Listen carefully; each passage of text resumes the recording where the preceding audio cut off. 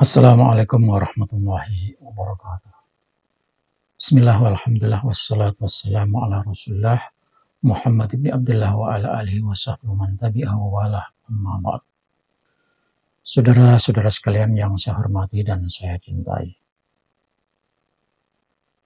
pembela nasab para habib masih terus bersikukuh dengan dalilnya, dengan argumentasinya yang berbunyi nasab itu bisa ditetapkan dengan syuhrah wa istifadah, keterkenalan, populer atau masyhur. Ubaidillah yang namanya baru masyhur pada abad 10, padahal beliau hidup di abad 4, artinya setelah 6 abad tidak ada yang tahu, tiba-tiba di abad 10 menjadi syuhrah, terkenal. Itulah yang dijadikan alasan orang-orang yang membela nasab para habib, yang terus menyatakan kalau nasab habib sampai kepada Rasulullah itu adalah sah. Bayangkan saudara-saudara sekalian, 600 tahun 600 tahun nggak ada yang tahu, nggak ada yang kenal, nggak ada yang nulis. 10 abad 10 baru dikenal nama itu.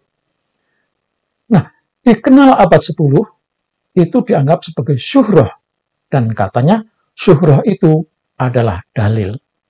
Saudara sekalian, mari kita pergunakan logika kita. Silakan saudara-saudara berkoar-koar menyebut kitab bahwa itu adalah kaidahnya ahli nasab. Amen. Ilmu itu terus berkembang. Bisa saja hasil ijtihad yang lalu itu saat ini sudah nggak tepat dipakai. Bisa saja, ya, apa yang dikatakan oleh ulama tahun yang lalu, tahun-tahun, ratusan tahun yang lalu, sekarang udah nggak bisa dipakai. Kenapa? Karena zamannya sudah berubah dan penemuan makin modern. Ya.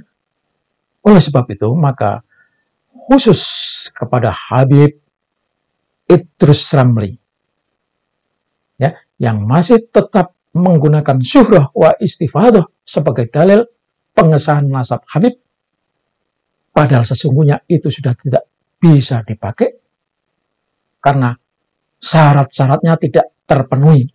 Kata Kiai Haji Imaduddin Utsman, kalau syuhrah itu bertentangan dengan dalil yang lebih kuat, ya, dengan adanya kitab-kitab yang lebih kuat, di mana kitab-kitab itu tidak menyebutkan, maka dalil kaidah syuhrah wa istifadah itu batal dengan sendirinya. Ya, Habib Idrus Ramli. Nah, ini masih menjadi polemik, kata dia. Padahal sudah ada keputusan. Menurut akal, keputusannya apa? Nasab para habib itu sudah rungkat, batal, tidak nyambung sampai kepada Rasulullah Shallallahu Alaihi Wasallam. Oke, sekarang masih berdebat.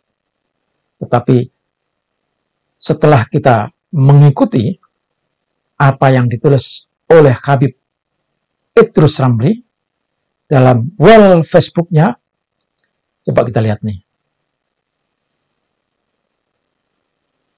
Pertanyaan andalan yang sebenarnya tidak bisa diandalkan. Wih, mantap. Kata Habib Idrus Ramli, sampai hari ini polemik tentang keabsahan nasab sudah sadah ba'alawi oleh sebagian orang masih dianggap belum selesai. Padahal sebenarnya sudah selesai dan polemik itu tidak perlu terjadi. Nasab sadah ba'alawi itu sahih secara ilmiah, ilmu nasab. Tentu bagi orang yang mengerti kaidah ilmiah dalam ilmu nasab. kaidah yang Anda baca itu masih terus menggunakan asyuhrah wal istifadah. Asyuhrah wal istifadah itu batal karena bertentangan dengan sumber primer. Sumber primernya apa? Banyak kitab yang tidak menyebutkan kalau Ubaidillah itu memang tidak ada. Ubaidillah itu tokoh fiktif. Nah, ini saudara bisa membaca tulisan Habib Ramli di wall Facebook-nya. Nah, ini banyak. Dia berdalil. Nah, ini dalilnya panjang. Ada juga. Ini tambang beliau. Nah, saudara sekalian, asyuhrah wal istifadah itu kaidah sudah tidak berlaku dalam hal penetapan Ubaidillah bin Isa. Karena sumber primer ya yang diketemukan itu menolak syuhrah istifadah yang dijadikan kaidah ulama ijtihad zaman dulu. Jadi tidak semuanya ya apa yang dikatakan ulama dulu itu berlaku sepanjang masa. Nah, itu namanya ijtihad. Ijtihad itu mengikuti perkembangan zaman. Yang dulu dipakai bisa saja sekarang tidak berlaku. Karena situasinya berbeda. Apalagi dengan diketemukannya ilmu-ilmu yang makin canggih, ilmu pasti yang tidak diragukan lagi. Nah, maka untuk mematahkan semua argumentasi yang berdasarkan kitab nasab, inilah, itulah, pokoknya masih berdasarkan catatan, apalagi manuskrip yang bisa dibuat-buat, oke, itu kita kesampingkan, itu sebagai dalil dhoni, dan mari kita pakai dalil qot'i. Dalil qot'inya yang mana? Dalil qot'i adalah seperti yang disarankan oleh Habib Rizik Syihab, yaitu para Habib melakukan tes DNA. Hasilnya itulah kita anggap sebagai dalil qot'i karena itu pasti. Nah, karena ulama sedunia tidak akan menentang kecuali orang-orang yang memang nggak paham. Mari kita dengarkan. Nah, ini ada video yang beredar di grup itu, dan saya dapat kiriman juga dari Kiai Imaduddin, dan beliau menyarankan saya untuk up video ini. Tapi saya menyampaikan bahwa ini agak riskan kalau saya up, karena ini budak-budak apa itu Habib Ba'alawi itu, Yahudi Ba'alawi itu main strike kalau dan korbannya ada banyak aktivis NKRI, banyak yang jadi korban. Jadi saya puterin aja ini kirimannya kan ini ya videonya, ini saya putarkin.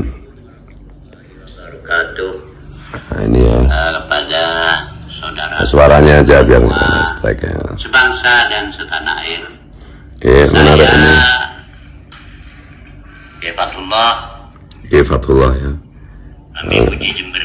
Jember ya. Saya setuju dengan apa yang disampaikan oleh HRS Habib Rizik yang menyampaikan harus tes DNA.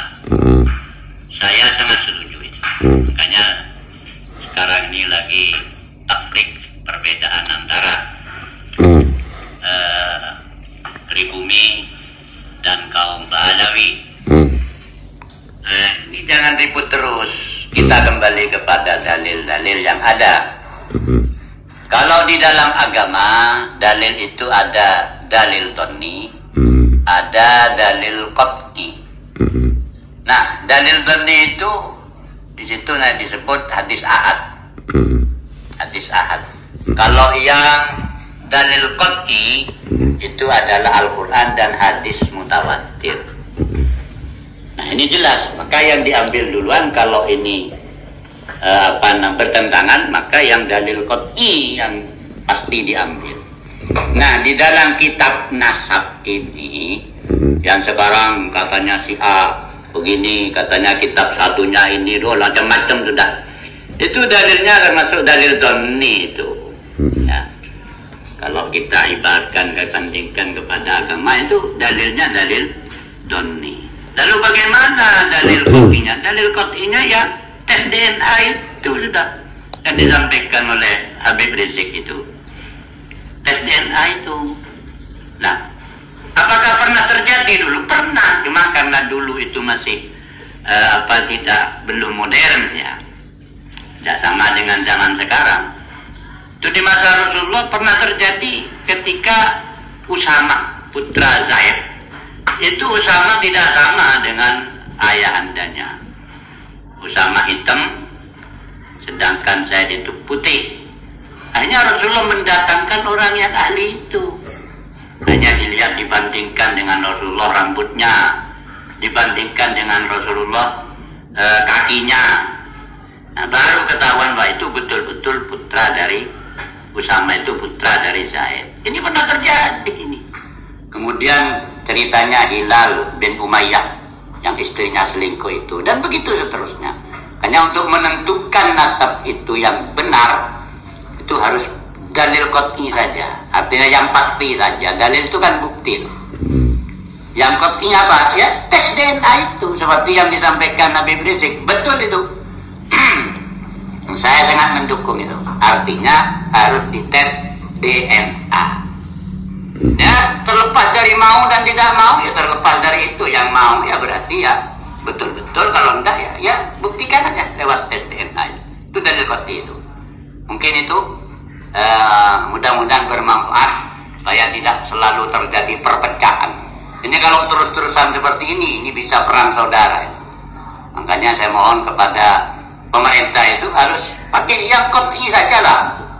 Jangan pakai kitab nasab beda, usah tes DNA, selesai perkara.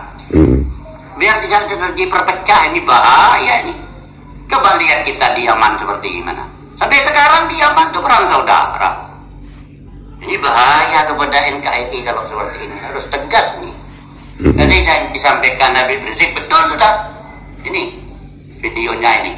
Tes DNA betul sekali, saya dukung itu. Mungkin itu. Kurang lebihnya mohon maaf. Assalamualaikum warahmatullahi wabarakatuh. Waalaikumsalam warahmatullahi wabarakatuh. Itu ya jelas.